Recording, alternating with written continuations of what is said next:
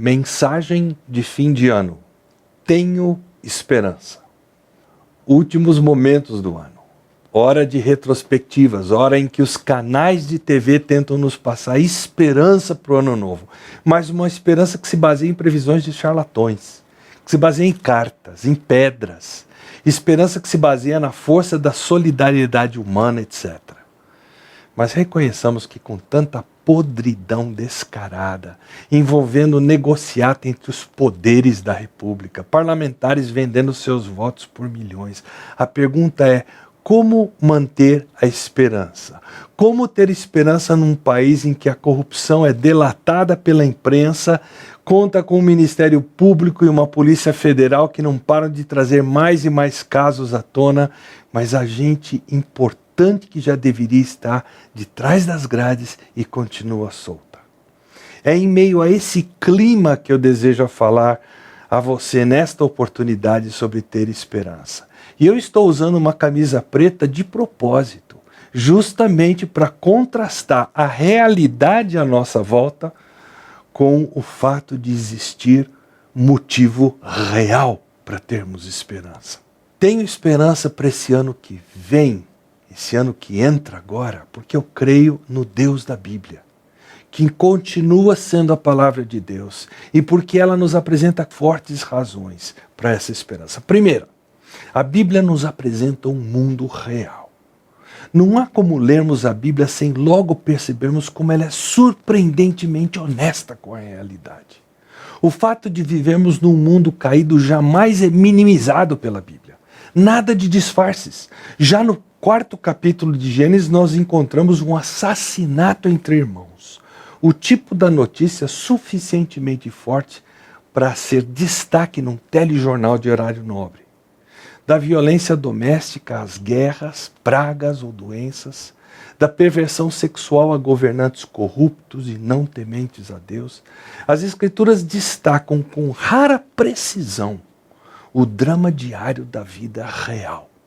Vivemos num mundo em que promessas pouco valem, de expectativas frustradas, de sonhos que não se cumprem. Mundo onde os ímpios prosperam, os bons sofrem, onde as coisas deterioram, onde o que é jovem envelhece, onde as coisas que são firmes e fortes se tornam fracas. Esse mundo tão familiar a nós é o mundo da Bíblia, porque é exatamente o mundo em que vivemos. A Bíblia também é bastante honesta quanto ao porquê o mundo se encontra como o vemos. Por que Caim matou Abel? Por que foi necessário um dilúvio global? Por que Davi fugiu do seu filho Absalão? Por que Judas traiu a Jesus? Por que as pessoas mentem? Por que filhos se rebelam contra os pais? Por que a devassidão é tão atraente? Por que há tantas filosofias competindo com a verdade? A Bíblia ousadamente levanta essas perguntas que tão precisamente retratam a experiência de cada ser humano. A explicação que a Bíblia fornece talvez até soe simplória, mas ainda assim é a única perspectiva que é abrangente o suficiente para abraçar tudo de errado que existe. Das densas trevas da motivação interior do ser humano aos males mais amplos, quer sejam eles culturais, históricos, ambientais, etc. Vivemos num mundo que foi torcido e desfigurado por uma força tão básica, tão poderosa, que ela literalmente impacta cada pensamento humano, cada intenção humana, cada situação, toda e qualquer experiência da sociedade e cada momento da história. Essa força é a inevitável patologia do universo criado. São apenas 3 sílabas: pecado. Mas ainda assim, um conceito sem o qual é impossível você e eu entendermos a nossa vida. Paulo retratou isso muito bem em Romanos capítulo 8, versos 20 a 22. Pois a criação, falando da criação, foi submetida à futilidade, não pela sua própria escolha, mas por causa da vontade daquele que a sujeitou, na esperança de que a própria natureza criada seja libertada da escravidão, da decadência em que se encontra, para a gloriosa liberdade dos filhos de Deus. Sabemos que toda a natureza criada geme até agora, como que em dores de parto. Gente, que descrição magnífica de Paulo. Primeiro, submetida à futilidade.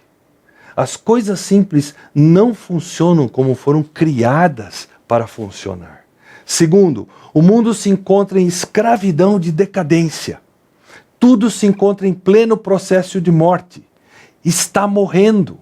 E se você é um daqueles que é adepto, gosta de tudo aquilo que é científico, preste atenção como isso é coerente com a segunda lei da termodinâmica. Terceiro, a criação geme, como que em dores de parto. O mundo em que vivemos se contorce por causa de uma dor que simplesmente não pode ser ignorada. Todas essas realidades encontram um eco bastante real nas páginas das Escrituras. Do drama das guerras entre as nações, ao escuro túnel do desespero humano, como retrata, por exemplo, o Salmo 88, das alegrias de um nascimento há muito esperado de Jesus, que nós acabamos de comemorar agora no Natal, aos enlutados ao lado do túmulo de um Lázaro, como nós vemos em João 11. A Bíblia parece captar com rara precisão e clareza o que a vida de fato é.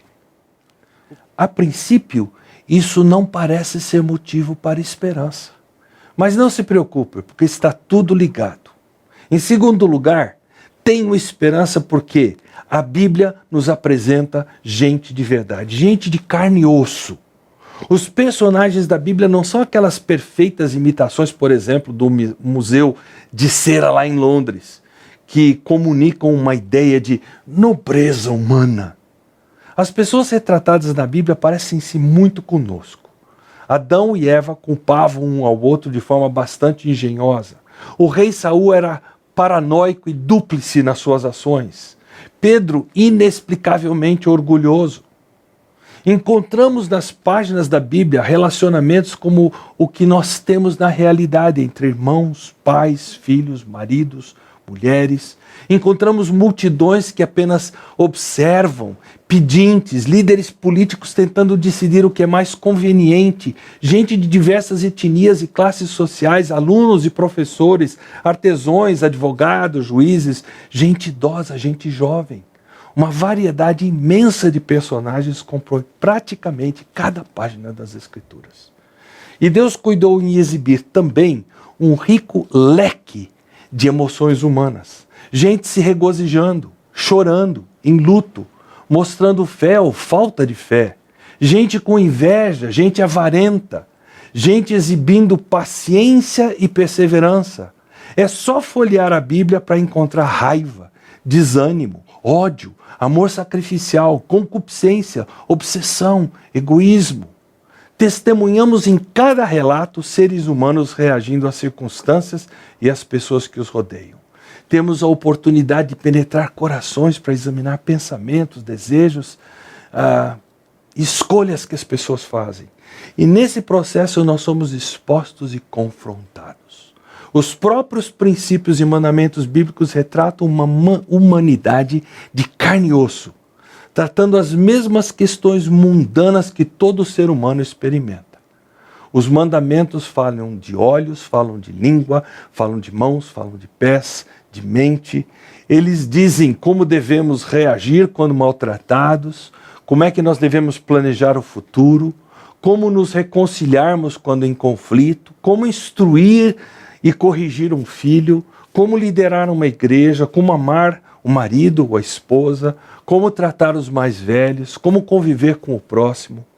Não há melhor forma de atingir o autoconhecimento ou de se estar totalmente exposto que diante do espelho das Escrituras.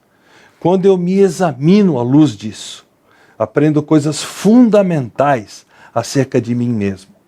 Coisas que têm implicações práticas quanto a tudo que encontro nesse mundo tão desfigurado.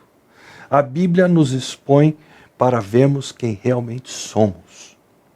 A Bíblia jamais nos autoriza a crer numa humanidade neutra, não determinada num rumo, não motivada numa certa direção. Ela exige que nós admitamos que por trás de tudo que fazemos ou dizemos, estamos atrás de alguma coisa, algum sonho, alguma esperança, ou alguma coisa sem a qual nós nos recusamos a viver. Há coisas que valorizamos a ponto de sacrificar outras para obtê-las. Estamos dispostos a rebaixar nossa humanidade para podermos deificar a criação. As próprias coisas que nós almejamos possuir, elas é que acabam nos possuindo.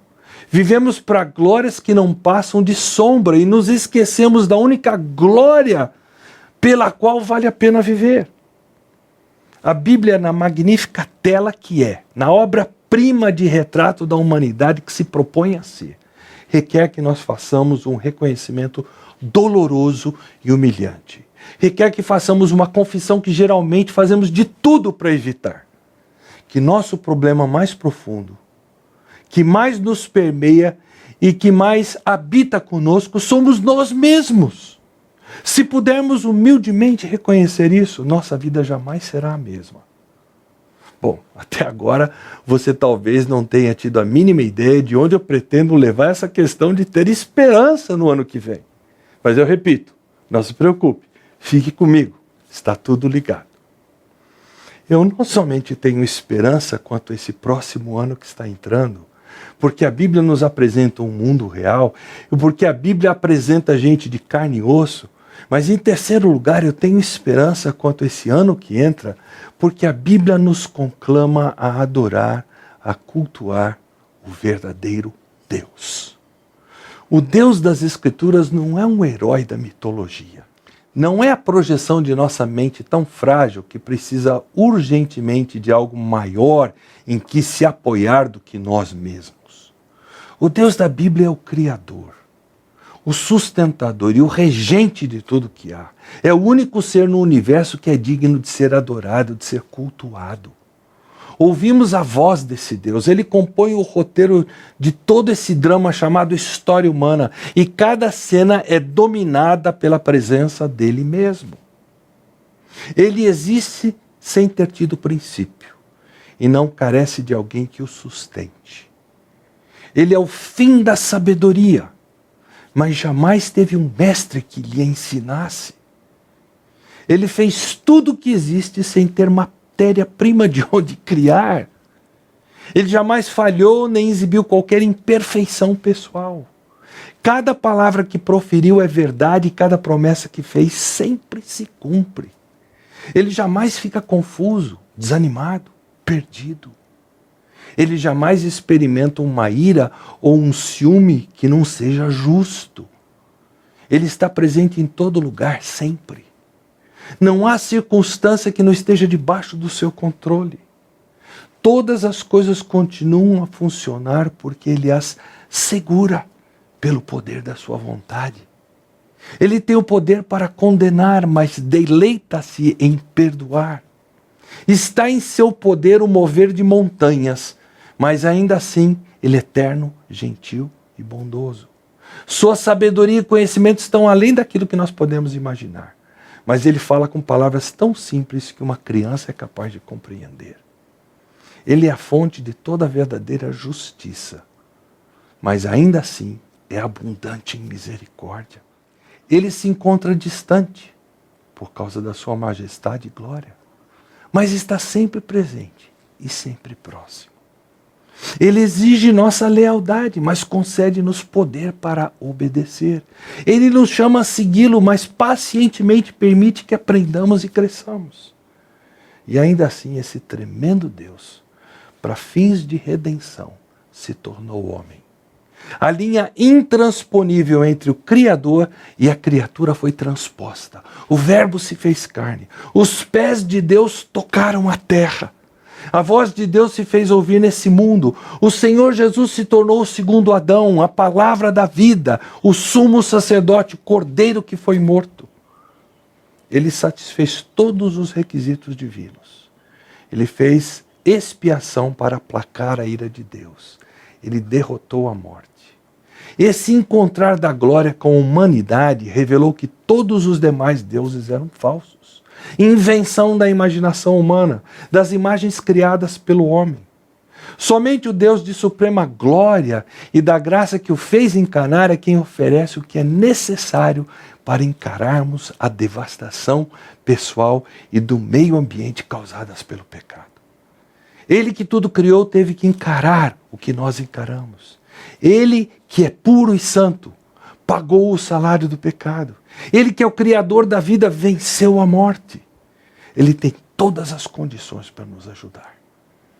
Agora parece que ter esperança está ficando mais próximo, não é mesmo? Quarta e última razão por que eu tenho esperança. A Bíblia nos chama para a verdadeira redenção. O mundo está repleto de falsos modelos de redenção.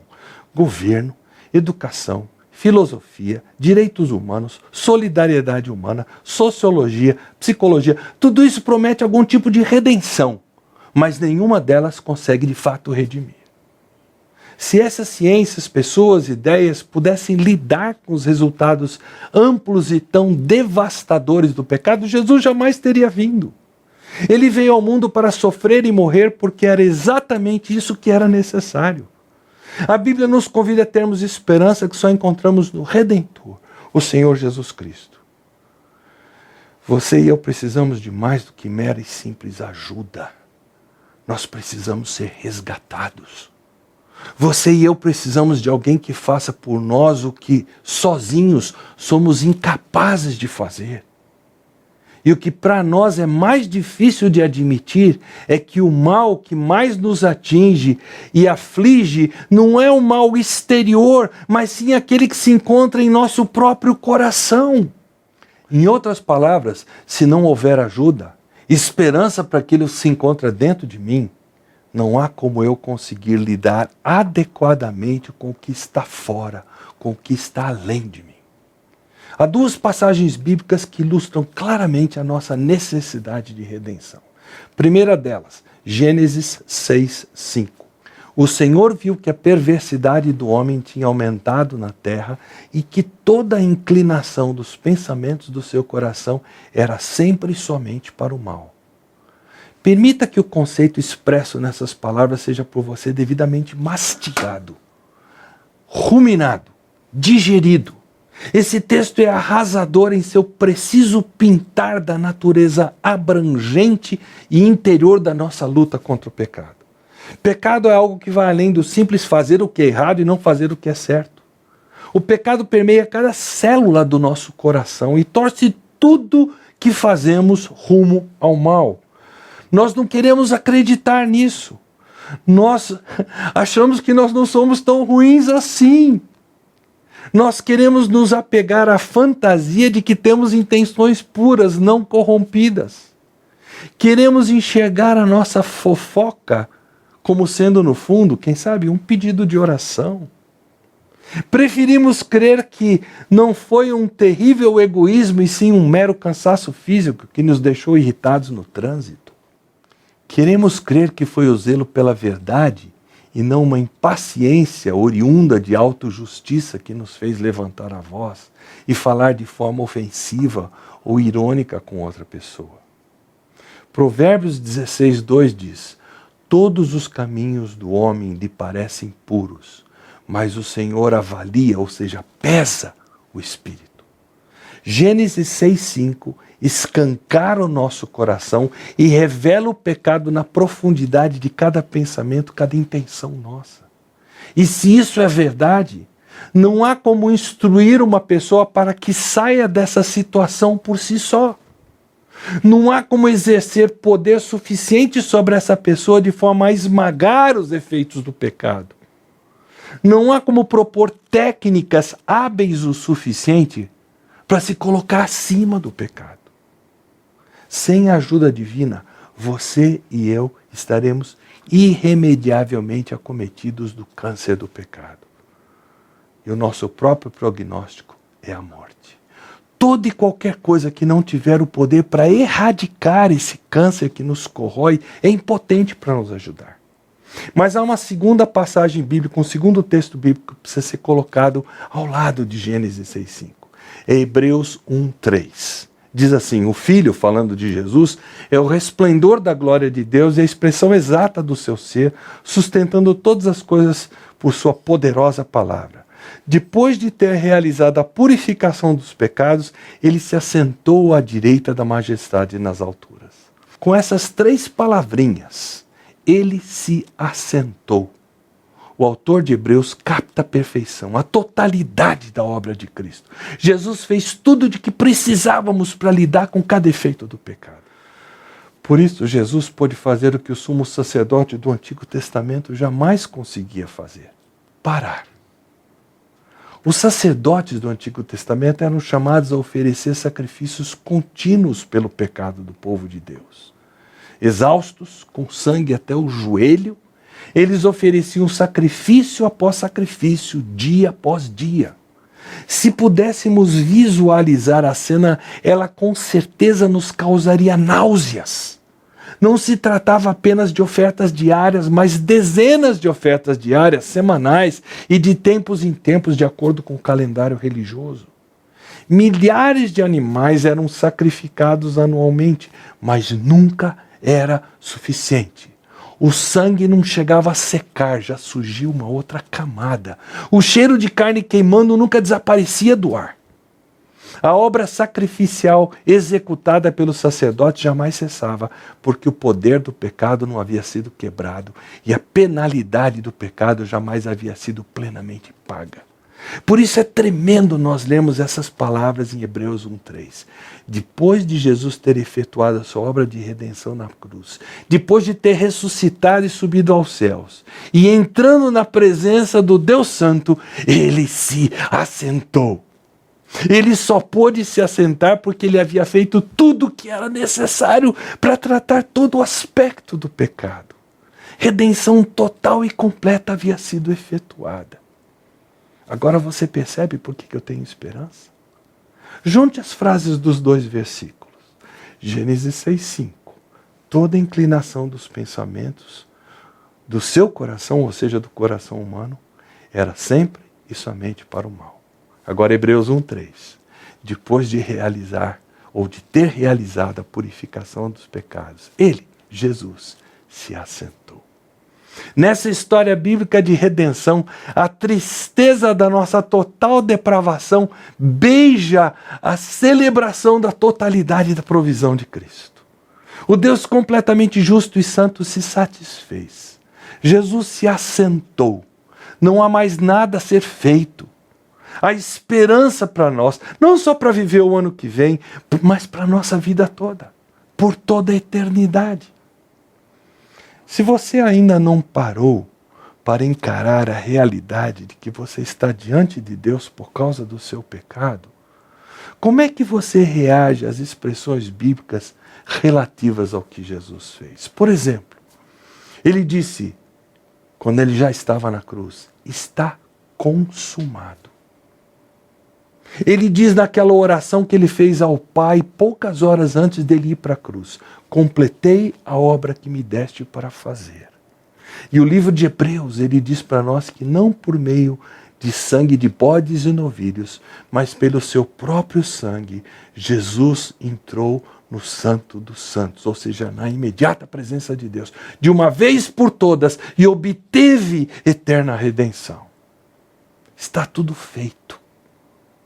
Como é que você reage a isso? Mas agora, pensando em você que já se reconheceu pecador e colocou a sua fé em Cristo, no que Ele fez na cruz a seu favor. A obra de Jesus não foi só completa para nos salvar. Ela é completa para nos suprir graça, para termos vida vitoriosa. 2 Pedro 1,3 afirma que o seu divino poder nos deu tudo o que necessitamos para a vida e para a piedade, para nós vivemos uma vida que agrada a Deus. De que forma? Ele se assentou. Depois de ter realizado a purificação dos pecados, ele se assentou. Você quer começar esse próximo ano com esperança? Não é olhando para as eleições presidenciais que vem aí que você vai adquirir essa esperança. Embora eu honestamente espere que o povo brasileiro tenha aprendido a votar depois de tanta experiência negativa. A nossa única esperança se chama Jesus Cristo.